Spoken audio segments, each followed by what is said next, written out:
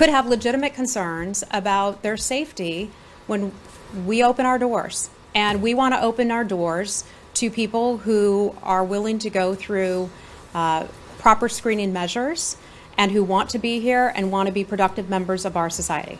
I'll leave it at that. I know that. That's why I said we take issue with the government of Iran, not the people of Iran, certainly. But the Could people have are the ones legitimate that are Look, I know you guys banned. want to push me to say something To defend about the we open our policy. doors. That's it. I'm not And trying we to- want to it's open not a our gotcha. doors. Okay, anything else to on the people executive who- order? No. Okay. Okay, China and North Korea. Okay. Okay, today Secretary of the Treasury talking about sanctions on China, and this regarding this, will the United States ask to South Korea for support these sanctions? Did you U.S. ask to Moon Jae-in tomorrow summit? Will the U.S. ask for? Will we ask for South Korean support on sanctions Yes. against North Korea? I know that we have asked a lot of countries to do more. A lot of countries have influence, a great deal of influence, especially their neighbors, with the DPRK. So we continue to ask nations to do more to try to ratchet up the pressure on the DPRK. You referenced the sanctions that were announced at 2 o'clock today by the Treasury Secretary in taking a look at some Chinese entities. We believe that those entities have a role in getting money to the North Koreans, and that money doesn't go into the pockets of normal, regular North Korean citizens. That money goes into the pocket, we believe, of their illegal ballistic weapons programs and also its illegal nuclear weapons program. So that, or nuclear program. So that is a big concern of ours, and that is one of the reasons that the Treasury Department chose to sanction those Chinese entities. And that is something that we have continuously, especially with regard to the Chinese, to put the pressure on them to do that. Secretary Tillerson has talked about that, where the Chinese have done a notable job, but he's characterized it as uneven, so we'd like to see them do more. Anything else on DPRK? Hi. So, this announcement, are you sending the message to China that U.S. will move forward on North Korea issues without Chinese cooperation? I'm sorry, say that again?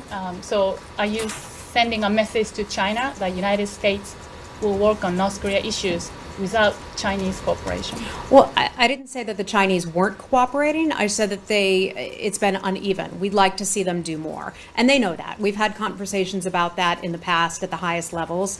And so we'd just like to continue to call upon them to do more. So Okay. even with Anything this else? action- DPRK? DPRK? China? Okay. Okay. Go right ahead. Hi, how are you? Thank you. So I wanted to ask about Liu Xiaobao, the human rights activist. And Ambassador Branstad said that he would like to help Mr. Liu to get cancer treatment overseas. And we are wondering whether the United States supports that. Are you talking to the Beijing government about it?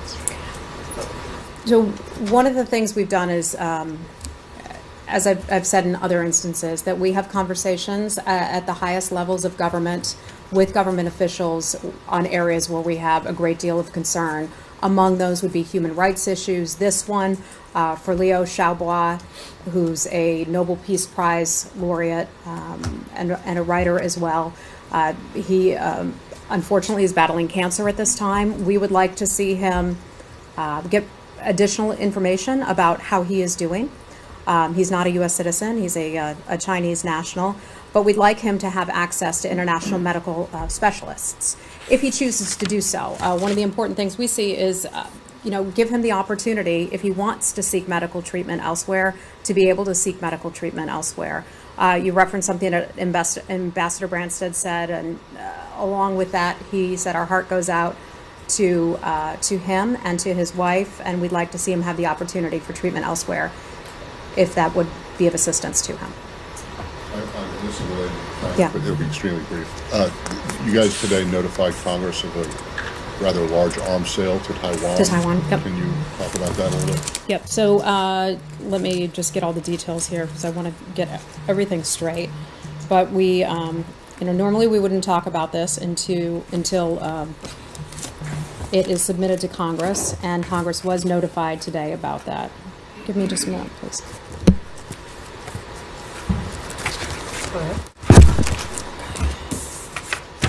Is it book getting bigger? Kind of like a messy former journalist, you know, you keep a lot of papers around. So the administration had formally notified Congress of 7 proposed defense sales for Taiwan. It's now valued about $1.42 billion. The notifications are consistent with the Taiwan Relations Act. It shows, we believe, our support for Taiwan's ability to maintain a sufficient self-defense capability. There's no change, I should point out, to our longstanding One China policy, which is based, as you all know, on 3 joint communiques on the Taiwan Relations Act.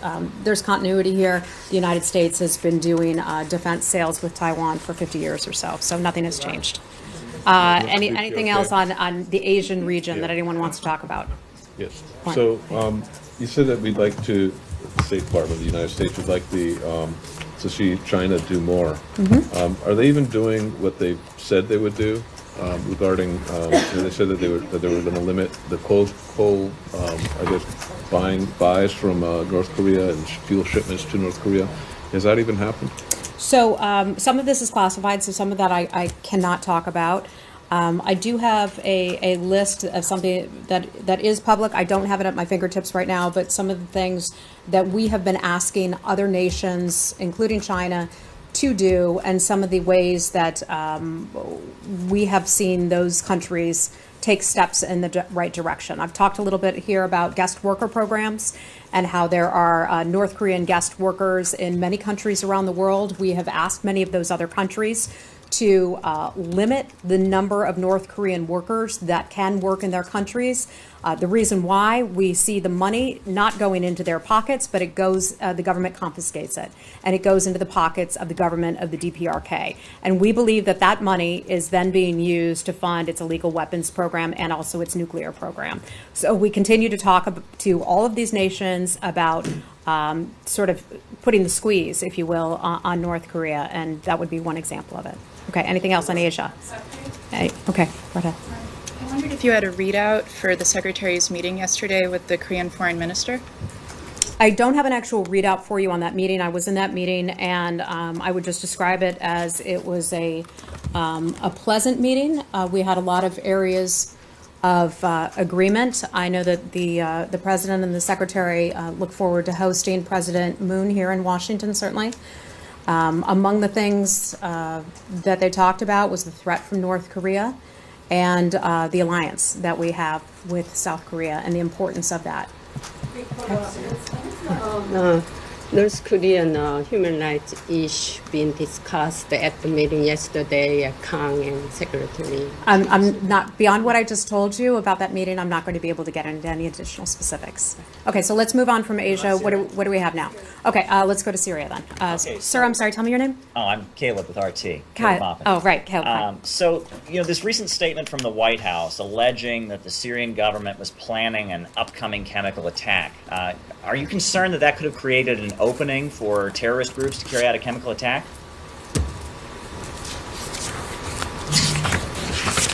No. You're not concerned, even though al-Nusra, al-Qaeda groups have been using chemical weapons in Syria? That's documented? No. Next question on Syria. Well, I mean, they could carry out a chemical attack, and then with the White House saying, oh, Assad was going to do it, that would create a cover for them to do such a thing. Do I have to do this again? We know that Assad has used chemical weapons on his own people, and he's done that repeatedly. Well, hasn't the United States convinced the world that including Saddam Hussein women had and weapons of mass children, destruction? and we have all seen that. We have all seen the video, and there is no debate about that. Okay, So I'm didn't going to. Assad give up his chemical weapons in 2013? No. Didn't that happen? No, That didn't happen, Havy, so the Havy, OPCW let's is go not over to you. being- Thank you. So we know that ISIS is almost defeated in Mosul, maybe in a similar situation in Raqqa. We know that phase 2 is Deir ez-Zor. The Assad regime forces, along with the militias, Iranian proxies and militias in Syria, are trying to go to Deir ez-Zor and have backups, basically confronting the United States' efforts with their allies to defeat ISIS and Deir ez-Zor, maybe have some sort of partnership. Or trying to just impose themselves being there in a strong position. What do you expect, or what we're going to be seeing from the United States, confronting that Iranian militias, the Assad regime, the same way we saw in Tenf, which is in the in the southern eastern part of Syria. So let me try to give folks an update on where things from our viewpoint. I'm not going to get into defense DoD related issues, but in terms of Raqqa and what we can talk about. The first piece of news I have is that our Special Presidential Envoy Brett McGurk was in Syria. He was in Syria for the past couple days, I believe, and he talked with some of the local partners of the global campaign and the coalition to defeat ISIS.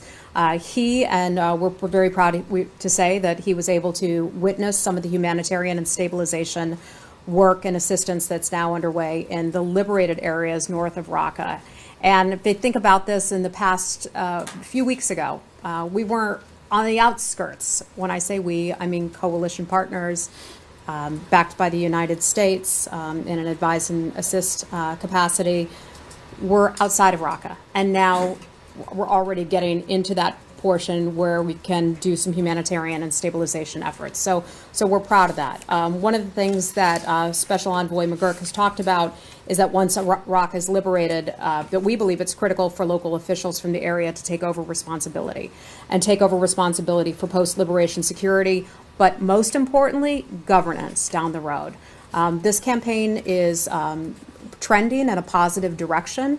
We are pleased with that, but it's certainly not over, and will take a lot of work in order to tie it up. Are we going to see Assad regime forces go into Raqqa or try to govern and take these areas? We would certainly hope not, and that is an area that is of great discussion because the United States wants to be able to stabilize these areas, eventually be able to bring the Syrian people, whether it's in Syria or whether it's in Mosul in Iraq. We want to be able to bring those folks back in their communities. That's where they want to live.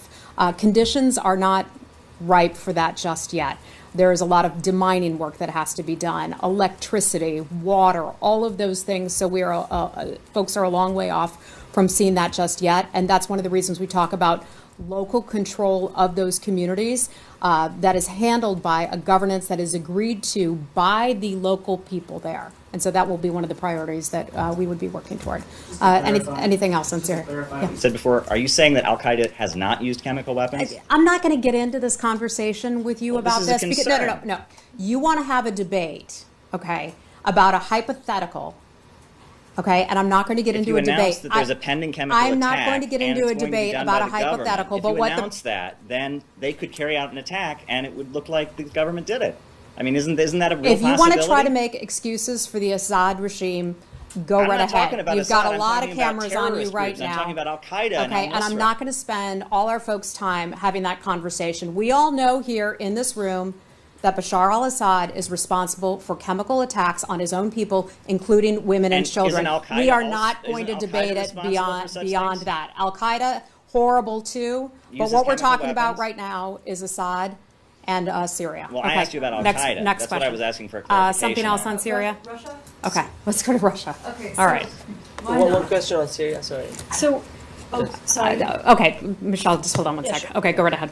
So the Turkish forces have announced that they attacked U.S. partners, SDF, especially YPG in Syria, and they threatened they would do so in Afrin. Are you concerned about this new Turkish bombardment of your partners in Syria? The reason that the United States is involved in Syria is to take out ISIS. That's why we care, and that's why we are there. Our focus is on liberating Raqqa right now. Our forces aren't operating in the area that you're talking about. I don't want to get into DoD territory. That is theirs, but our focus is on another part of Syria right now. Okay, Michelle, you had something on Russia. Let's just talk about it after, because we've got to wrap it up, and I know we have some other questions from other regions. Yeah, I'll be really quick. With the meetings that are coming up now, does the Secretary of State... You're referring to the G20? With Russia. Does the Secretary of State expect and want the President to bring up continued Russian cyber meddling in the United States during this meeting? And will Tillerson bring that up with Lavrov? I don't know. That's a good question, and that's a valid question that a lot of Americans will want to know the answer to. We've not had deep discussions about specifically what might happen in any given meeting. I know that General H.R. McMaster, the National Security Advisor, announced that the president would be meeting with Vladimir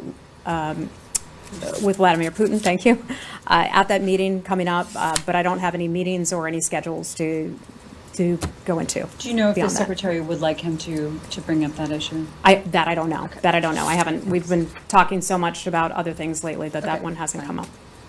Heather, Hey, thank you. how are you? The secretary said earlier today he'd like to see staffing approval move at a faster rate at the White House. Wait, Actually, let me Hold on. finish my question, please. Let her finish this one. Thanks. The secretary said on camera today that he would like to see approvals of his staff positions go more quickly, frustrated that they haven't been at the White House. Has he received any assurance that they will? Well, part of this is a bureaucratic process. And I know everyone would like to see this go faster, from the secretary down to, regular folks here at the State Department. That is something the secretary has as you heard, he spoke about earlier today. One of the issues is certainly the paperwork. And I know I went through some of that paperwork myself, including over at the Office of Government Ethics, and it takes time. It takes time to do that. It takes time to go through lots of resumes and people's applications and all of that. So I know that the secretary is very engaged in it. I know that the deputy secretary, John Sullivan, is very focused on this as well in trying to speed things along. And so we're optimistic that we'll be able to do that now that we have more people in place. But without an assistant secretary of state for Asia, for Europe to handle these Russia issues, I mean, has that impacted diplomacy? The secretary made clear he knows who he wants. I have seen some fantastic people here in this building who are what some would deride as holdovers. And they're terrific. I mean, they really are. They're committed to their jobs. They're professional every day. You all know a lot of them. They have just dove into the issues, stayed engaged in the issues. Even those who are retiring have stayed as engaged as I understand that they were, even a couple years ago. So I'm tremendously impressed with what a terrific job that they've doing, and frankly, hope some of them will stick around because they're a real attribute to this building and have worked hard on behalf of the secretary and the folks here at the State Department. So you're saying no damage to diplomacy that you can detect? Me personally, that I can detect, I think the secretary and his words speak for themselves, that he would like to see things moving along at a faster pace. Sure, we'd like to be able to fill those positions, and that is happening, and anticipate that it will happen at a faster pace. But the people who've been doing those jobs in the meantime have done a fantastic job, and I've had the good fortune of being able to work with a lot of them so far. One quick question. Yeah. Henry Kissinger is meeting with Vladimir Putin today ahead of the upcoming U.S. meetings. He was in the Oval Office after Russia's top diplomats were meeting with the president. Is he playing any diplomatic role with this administration, either with the secretary or in some other role? I don't have an answer to that. I believe they know one another, but I can try to look into that and see what I can get for you. Okay. Go ahead. Thank you. I just wanted to clarify if the Secretary and the Foreign Minister will have a full-scale meeting or just pull aside at the G20 point one and point two. Is there any movement over the Duchess issue? Okay. Because the Russians... To your first point, and as you all know, the Secretary will be traveling over to the G20 summit. We had a meeting that had been scheduled with our Undersecretary, Tom Shannon, and that was canceled by the Russians. The topic that was on the agenda were some of those smaller issues, such as the dachas that I know are very important to the Russian government. That meeting was canceled. I know that we are certainly open to having that meeting rescheduled and would look forward to that to get some of these so-called irritants out of the way and deal with some of those things. In terms of any meetings at the G20 with regard to the Secretary's schedule, I just don't have any meetings or any information to give you on at this time. Okay? Last question. The Secretary spent a lot of time on the GCC crisis this week. Did he make any progress? Yeah, that was a big topic of conversation around here, certainly. I know that we continue to urge all of the parties to work together and resolve this issue. The United States continues to stand by and say, we will help you in a manner in which you need. The Kuwaitis have done a terrific job of taking the lead as mediators. As you know, the Kuwaitis were here earlier this week. The secretary met with them and talked with them about the importance. Everybody gets it. I think everybody gets it that this needs to be resolved.